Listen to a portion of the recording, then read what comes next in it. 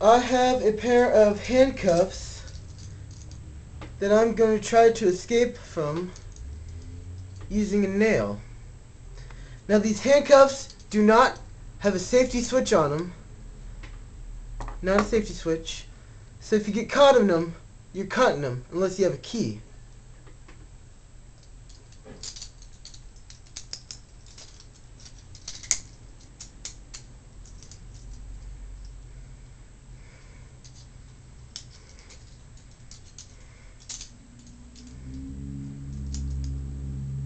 Tight. Alright. Watch closely.